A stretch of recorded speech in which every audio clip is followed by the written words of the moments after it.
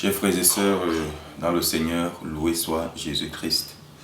Alors c'est encore une grâce que le Seigneur nous accorde ce matin de pouvoir l'invoquer, de pouvoir prier et surtout de faire votre connaissance par cette vidéo. Alors, comme vous le savez bien, nous avons promis que chaque matin dans notre page, vous aurez quelques méditations avec nous. Nous allons méditer sur la parole de Dieu, essayer de souvent la comprendre, même en quelques minutes. Mais avant cela, j'aimerais qu'on fasse au moins une petite prière pour dire merci à Dieu et beaucoup plus pour ses grâces et le souffle de vie. Nous allons prier au nom du Père, du Fils et du Saint-Esprit. Amen.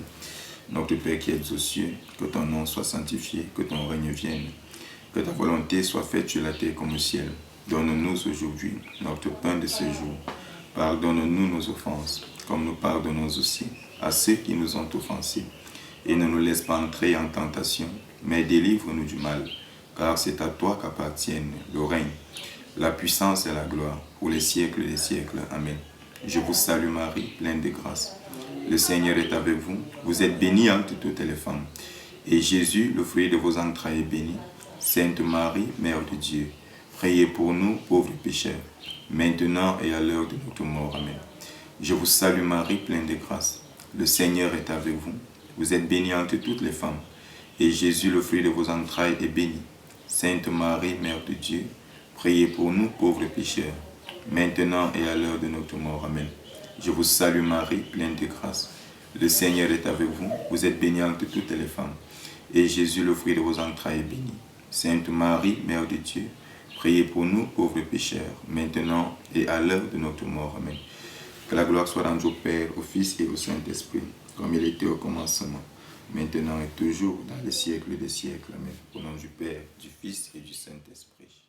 Amen.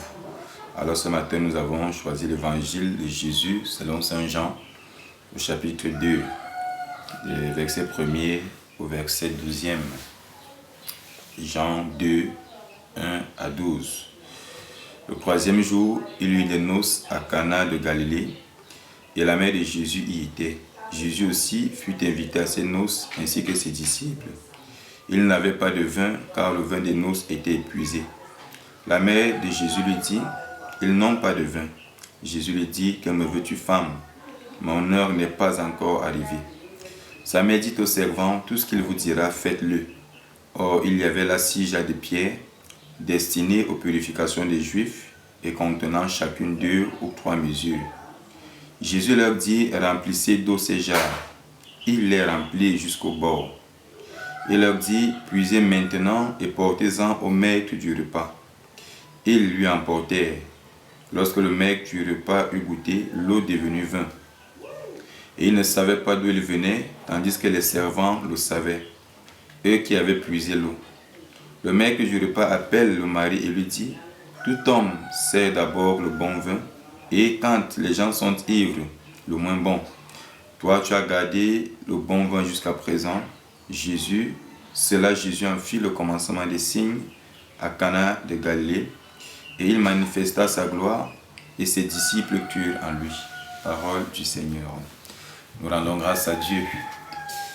Alors, ce matin, après avoir écouté cette lecture, nous pouvons comprendre ce que Dieu veut pour nous et ce qu'il peut faire pour nous. Et en même temps, ça nous fait comprendre et ça nous fait dire que Jésus veut notre salut, il veut aussi notre bien. Et que lorsque un miracle, lorsque des merveilles et des restaurations nous sont accordées, c'est pour la gloire de Dieu, mon frère. Ce n'est pas pour toi, ce n'est pas pour moi, c'est tout ça, c'est pour la gloire de Dieu. Alors on nous parle des noces à Cana de Galilée, donc une fête, un mariage.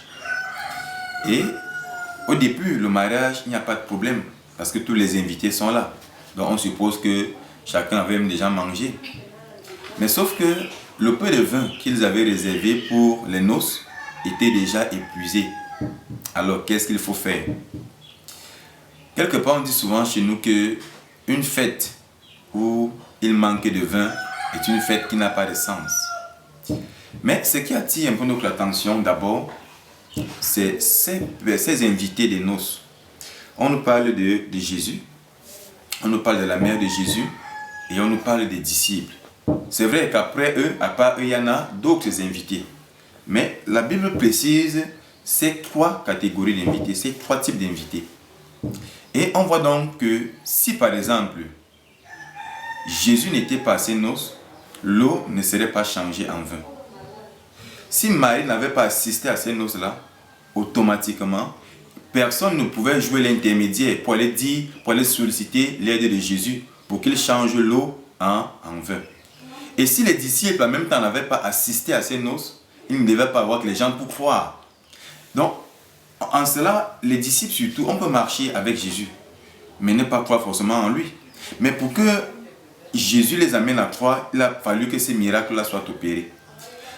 Lorsque le vin est épuisé, qu'est-ce que Marie va faire? Elle va directement vers son fils.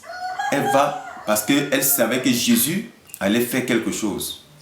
Donc, le rôle de Marie ici, là, en fait, c'est d'intercéder, c'est de nous amener à rencontrer et à connaître son fils Jésus. Pas seulement par les miracles, mais en manifestant aussi son amour pour notre salut. C'est pourquoi elle va dire aux servants, faites tout ce qu'il vous dira. Mais frère, cette parole est profonde. Ça veut dire que Marie nous envoie à l'obéissance de la parole de Dieu. Et on voit donc que lorsqu'ils en ont fait tout ce que Jésus leur a dit, lorsqu'il a ordonné qu'ils remplissent les 6 jarres qui étaient là, qu'on remplisse d'eau, ça veut dire que c'est déjà une obéissance. Et c'est l'obéissance là qui produit le miracle. Ou, pendant qu'ils ont rempli, eux-mêmes n'ont pas su, l'eau a été changée en vin. Et lorsqu'il a demandé qu'ils goûtent, qu'on fasse goûter au maître du repas, automatiquement, il a vu que c'était le bon vin. Il ne comprenait pas d'où est-ce qu'il venait, étant donné que lorsqu'il y a une fête, effectivement, c'est d'abord le vin qui est bon, le meilleur. Et lorsque les gens maintenant sont saouls, ils sont ivres, c'est là où on sert le moins bon. Mais là, ils ne comprennent pas. Donc ça, ce n'est qu'un miracle. Il nous arrive parfois de nous plaindre. Parfois pour des choses même qui, pour Dieu, ne sont rien. La seule chose qu'on doit faire, c'est la confiance en Dieu. Par l'intermédiaire de la Vierge Marie, cette femme, mes frères, est très importante. Si on dit qu'on aime Paul Biya, par exemple, si on dit qu'on aime telle autorité et qu'on déteste sa mère, la mère de cette autorité-là, ça veut dire qu'on est hypocrite.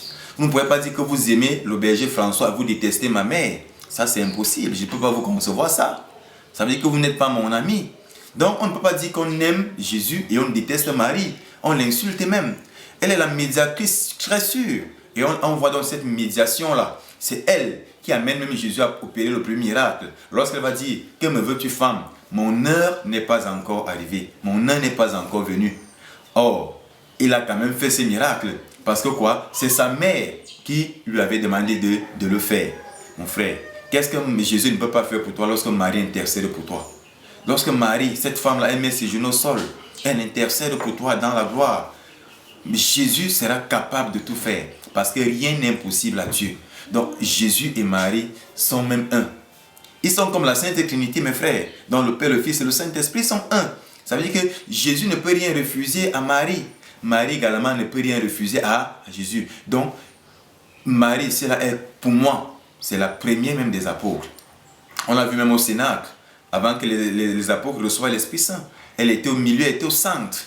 Et on voit quoi, l'Esprit Saint est descendu.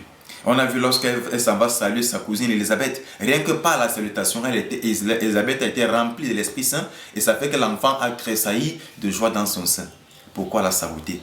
Mes frères, cherchons la vraie connaissance de la parole de Dieu. Cherchons à nous repentir. Allons à la messe, allons à l'église, allons prier, allons chercher la face de Dieu. Ne cherchons pas à plaire aux hommes, mais cherchons à plaire à Dieu. C'est ça qui est important pour nous. Et c'est ce que je voulais partager avec vous ce matin. Certainement, il manque quelque chose dans votre vie, sur le plan sanitaire, sur le plan professionnel, sur le plan marital, sur le plan financier, sur le plan je ne sais pourquoi. Ce qui est sûr, commence à faire ta prière du rosaire, commence à faire ta prière du chapelet, commence à méditer et tu verras ce que Dieu fera pour toi par Marie. Loué soit Jésus-Christ. Amen.